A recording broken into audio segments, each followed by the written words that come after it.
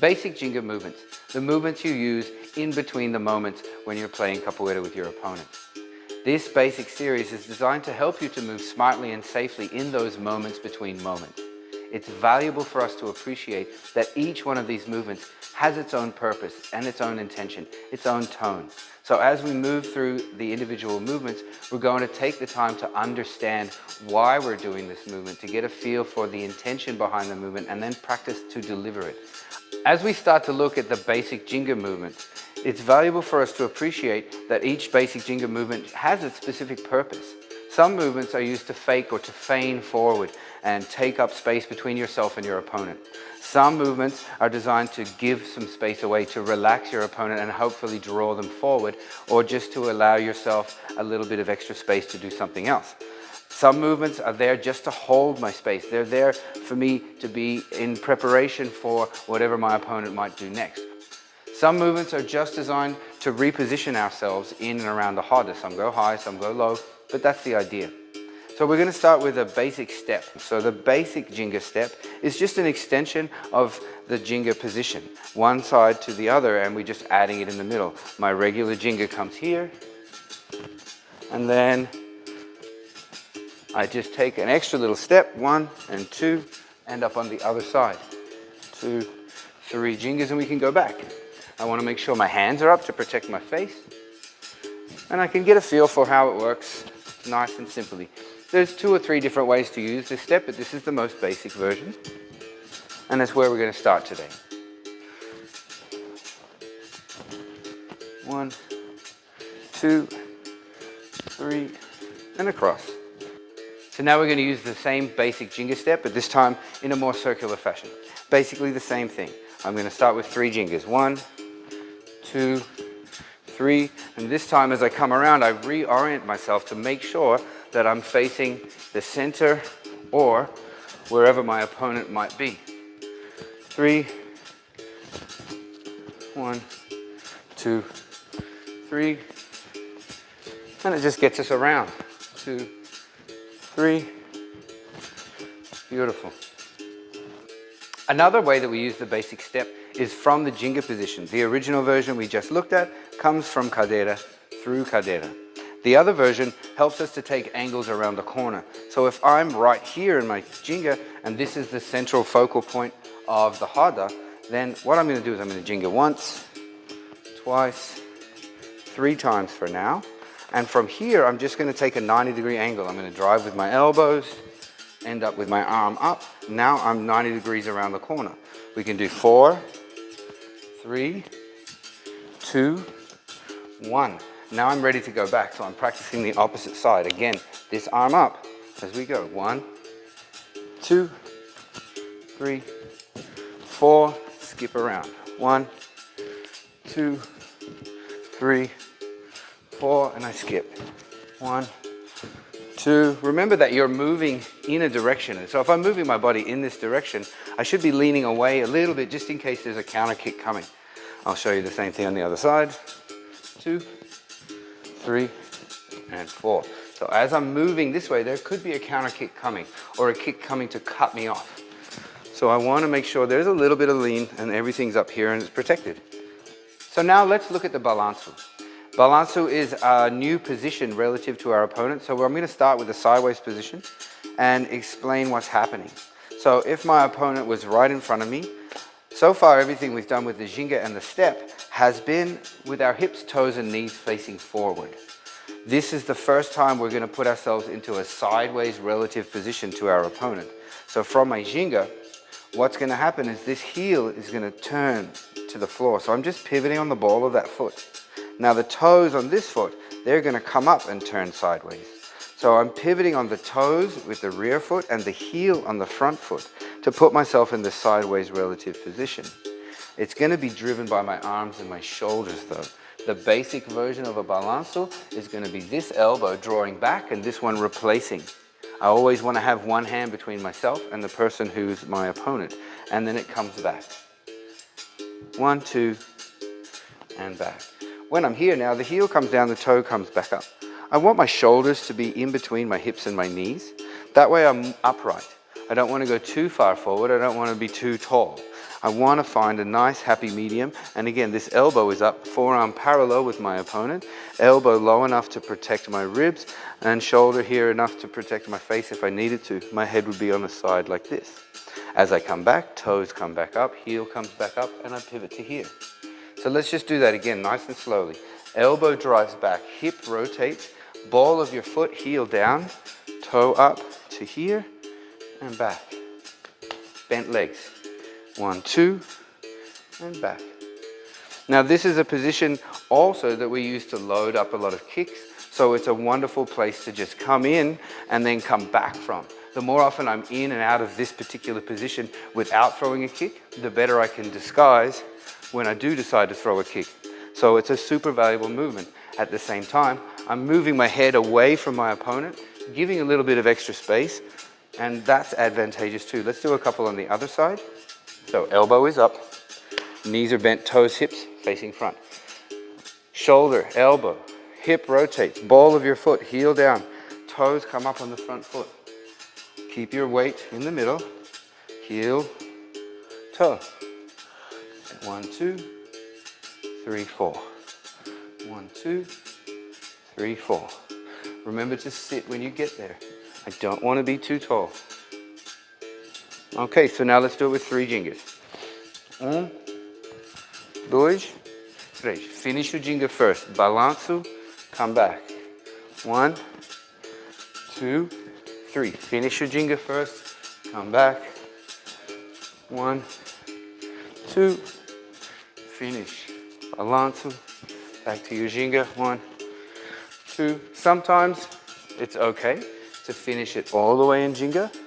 Sometimes, 1, 2, 3, I'll finish the rotation in the hips and shoulders as I get back to cadeira. 3, 2, 1. 1, to cadeira. 1, 2, to cadeira. And then just the normal original version. 1, 2, come back. 2, finish. Balanço. Making sure as I return, my hands are coming up to protect my face as I come around. 3, 2, 1. Here, here. There are versions where you push, push, push. I'll do the same on the other side. There are versions where you push, push, push. There are versions where we circle the shoulders here. There are other advantages, pros and cons to each of the variations. Sometimes I'll go low to high. And sometimes I'll go high to low. And it's just nice to mix it up. Get a feel for your balanço. Heels down, toes up. That's a real challenge. Getting used to that. Boom, boom, boom, boom, boom, boom, boom, boom, boom, boom. Other side. 1, 2, and back. 1, 2, and back. 1, 2. Always making sure you've got the hand up for your face. So that's your balanço. Play with it. There's a lot of fun to be had with it. And again, it's a non-aggressive movement. The fake we're going to look at next, I'm coming at you. This is more like, what's going on? Just moving around, having a look. So now we're moving into the world of fakes. In capoeira, there are so many different ways to fake in your ginga movement, and it's beautiful and it's fun, and it's there to like unnerve and keep your opponent on their toes and keep them guessing which is the real kick, which is the fake kick. So we're going to start with just a basic finta. It's an extension, again, from my ginga position.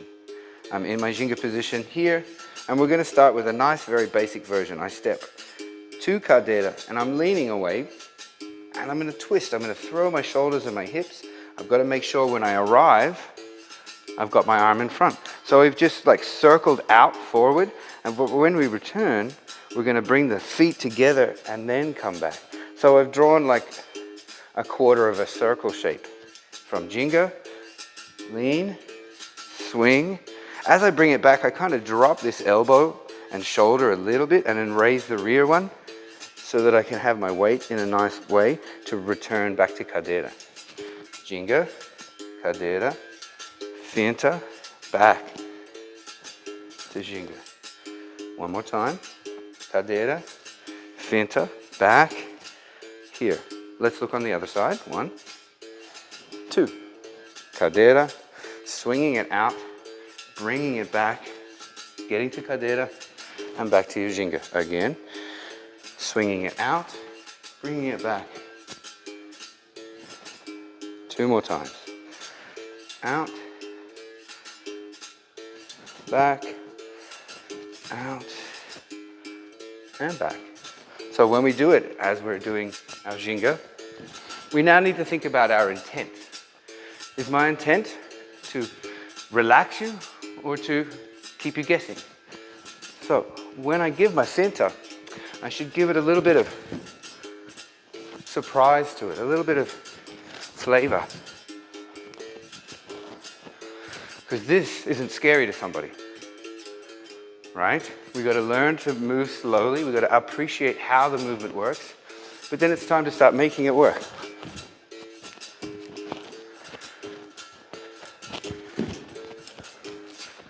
Now, from the cadeira that we're doing it now is the nice basic way to get a feel for it, but maybe I don't have that much space. Now let's consider that if we're in a roda, maybe the roda is small, maybe it's large. Maybe my opponent is far, maybe they're close. So the finta can be done with a couple of different distances, and I'm going to explain it nice and simply. From cadeira, I'm going to use the cone as my reference point. But now because I have a reference point, my finta is not going to come all the way out to 90 degrees, because now I'm showing back, and I don't want to show too much of my back. It's going to be problematic for me. So when I step out to my finta, I'm now going to step out in line with my relative focal point, which right now is a cone. It could be an opponent. So that there's a straight line between my rear foot, my front foot, and the cone. That means I'm perfectly side on to where my opponent is. As I return, it's all basically the same. But this is the version we just did from cadeira. Out, back. I'll do the same on the other side. Out, back. But what if I'm even closer, or they're even closer? I can still fake, but instead of going all the way to cadeira, I'm going to take like a half step. So for my ginga position, I'm going to stop about here on the way up.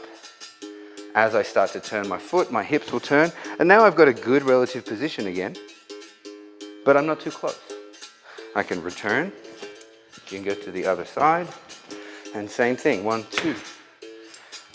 Return. So again from here, halfway, and back. I'm going to bring my ginga back forward. Again, halfway. I still need to have that intention in my movement. And back. Sometimes I'll find myself really, really close. And maybe I can use my finta to fake under someone's kick or as they're kicking in an a favor movement fashion.